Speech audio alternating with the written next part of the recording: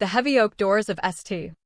Andrew's Cathedral in downtown Seattle groaned open midway through the bridal march, shattering the polished perfection of what was meant to be Emily's flawless day. Golden autumn light filtered through stained glass windows, casting ethereal patterns on the marble aisle where she stood, arm-linked with her father, Victor Harlan, the iron-fisted CEO whose tech empire dominated the Pacific Northwest.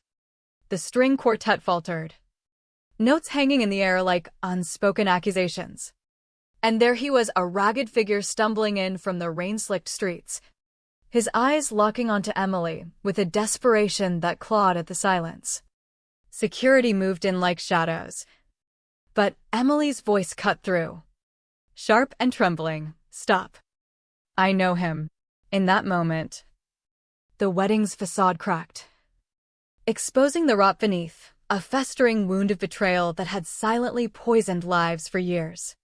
Emily Harlan had always been the golden child in a family built on illusions. Her parents, Victor and Lorraine, projected the image of Seattle's elite philanthropists, board seats at museums, galas for children's charities, a sprawling estate in Bellevue overlooking Lake Washington. But behind closed doors, it was a different story. Victor's temper was legendary in boardrooms, and Lorraine's silence was her weapon, enabling his rages while she drowned her guilt in volunteer work. Emily, now a rising star in corporate law at her father's firm, had learned early to bury her pain. As a kid, she'd been the rebellious one skipping school, lashing out in therapy sessions her parents forced her into, all while they ignored the real chaos at home. That's where Mr. Ellis came in. He wasn't just her middle school English teacher, he was the anchor in her storm. Quiet, perceptive, with a voice that could unravel the tightest knots of anger. He saw through her defenses. "You're not broken, Emily," he'd say during after-school sessions in the empty classroom, his words wrapping around her like a shield. "You're just unheard." He pushed her to write, to channel her fury into stories that exposed hidden truths. He called her parents when bruises appeared, subtle ones from Victor's discipline, and advocated for real help. Not the performative counseling they paid for. But Victor didn't like being questioned. One accusation from Mr. Ellis about potential abuse, backed by Emily's own journal entries he'd encouraged her to keep. And the Harlans struck back. They twisted it all, claimed Mr. Ellis was inappropriate, fabricating evidence with anonymous tips to the school board. Whispers turned to investigations. And Mr. Ellis was quietly forced out, no charges, just a ruined reputation. The family sealed it with NDAs and payoffs, burying the truth under layers of legal threats. Emily, then just 14, was silenced too, told it was for her own good, that speaking up would destroy everything. She internalized the betrayal, the immeasurable cost of her father's ego and her mother's complicity. Mr. Ellis vanished from her life, and with him went the one person who believed her voice mattered. She channeled the rage into ambition, climbing law school ranks, joining the family firm to prove she could play their game. But the silence aided her, a slow poison turning trust into suspicion. When she met Ryan, a software engineer from a modest Tacoma family, he seemed like the antidote, grounded, kind, unaware of the Harlan shadows. Their relationship bloomed in quiet coffee shops and weekend hikes in the Olympics, far from the glare of her parents' world. Yet, as wedding plans unfolded, the old wounds festered. Emily had searched for Mr. Ellis over the years, guilt gnawing at her for not fighting harder. Private investigators turned up nothing until a month before the wedding, a grainy photo from a Seattle shelter, confirming he was alive, broken, homeless. The revelation hit like a gut punch. The man who'd saved her reduced to scraps because of her family's lies. That's when the plan crystallized.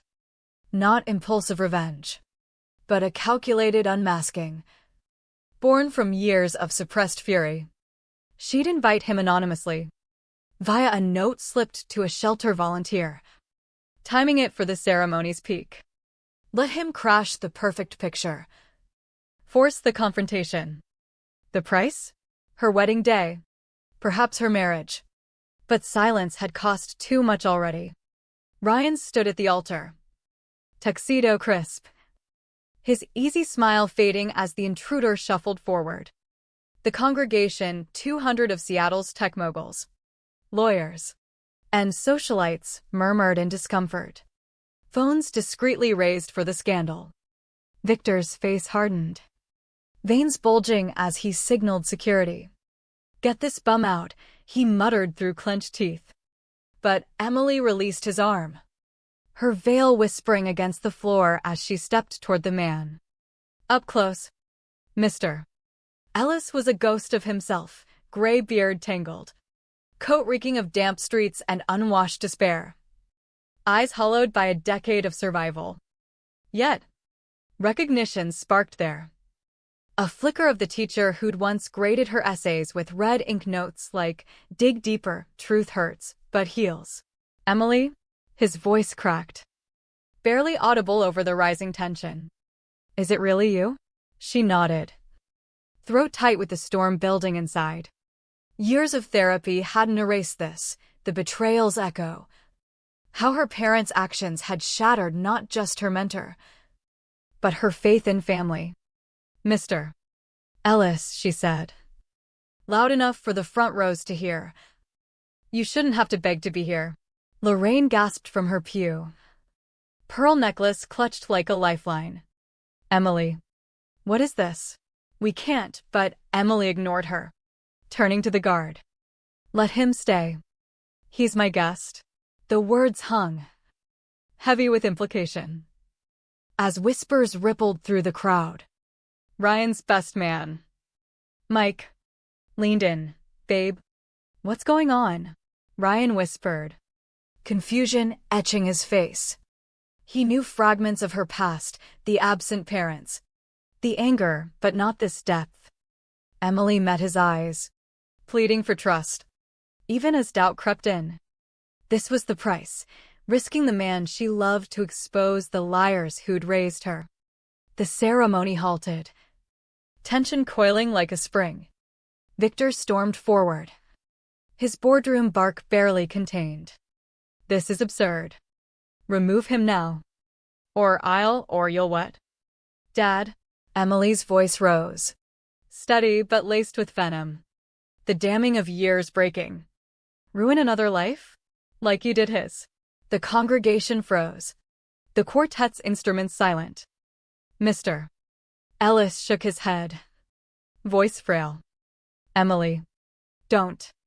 I saw the announcement in the paper. Wanted to see if you were okay. After everything." His words unlocked the flood. Emily faced her parents. The altar forgotten. "Everything? You mean how you tried to help me when I was bruised and scared? And they destroyed you for it?" Gasps echoed. Lorraine's face paled, her silence cracking for the first time. "That's not, we protected the family." "Protected?" Emily's laugh was bitter, echoing off vaulted ceilings. "You accused him of misconduct, paid off the board, made him unemployable. He lost his job, his home, his purpose, all because you couldn't admit Dad's discipline crossed lines." Victor's fury boiled over. Lies. This man was unstable, crossing boundaries, but Mr.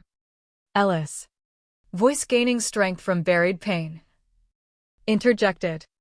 "Unstable? After I reported suspected abuse? You threatened my career. My family. My wife left because of the stress. The rumors. I spiraled, drinking, depression, ended up on the streets. But I never forgot you. Emily. I hoped you'd escaped their control." The revelation detonated. Guests shifted uncomfortably, some eyeing the exits, others leaning in for the drama. Ryan stepped down, hand on Emily's shoulder. Is this true? His voice was soft. But the hurt was there, the betrayal of secrets withheld. Emily nodded, tears burning. I was silent too long. It ate at me, turned me into them. But no more. The price mounted, her mother's sobs, her father's isolation as allies whispered judgments. Chaos erupted in controlled waves. Victor lunged at Mr. Ellis.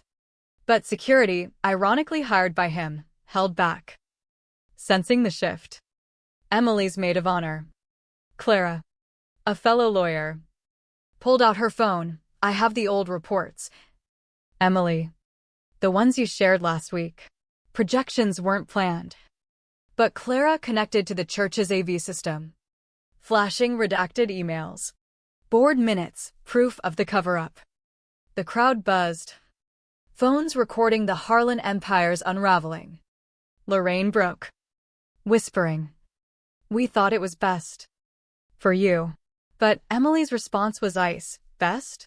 You taught me to lie, to bury pain. Mr. Ellis taught me truth. Turning to him, she said, "Stay. Witness this." Ryan, face ashen, pulled her aside. "You planned this? On our wedding day?" The confession spilled, the anonymous invite, the timed confrontation. I had to. Silence destroyed him and me. Hurt flashed in Ryan's eyes. And us? Was I just a prop? The tension peaked, Emily's heart fracturing under the weight of her choices. Revenge tasted like ash, satisfying yet corrosive. In the brawl of emotions, Victor was escorted out by his own guards, muttering threats of disinheritance. Lorraine followed, broken, the facade shattered. Half the guests fled, scandal-hungry, the rest stayed, drawn to the raw humanity. Emily, trembling, faced Mr. Ellis. "I'm sorry for not speaking sooner." He hugged her, frail arms strong with forgiveness. "You did now. That's enough." But the explosion left scars. Ryan hesitated at the altar, vows exchanged in a hushed ceremony. But trust was wounded. Months later, the fallout rippled. Harlan Tech stocks dipped amid lawsuits from Mr. Ellis. Backed by Emily's testimony, she left the firm, starting a pro bono clinic for abuse victims, channeling pain into purpose. Mr. Ellis got housing, counseling, a teaching gig at a community center rebuilt, but forever marked. Ryan and Emily fought through therapy, the betrayal's shadow lingering. Their marriage survived, but fragile. A reminder that revenge extracts its toll, lost illusions, strained bonds, the quiet ache of what silence breeds. In the end, Emily's voice freed her. But the price was a family in ruins, a love tested, and the haunting truth that some wounds, once reopened, never fully heal.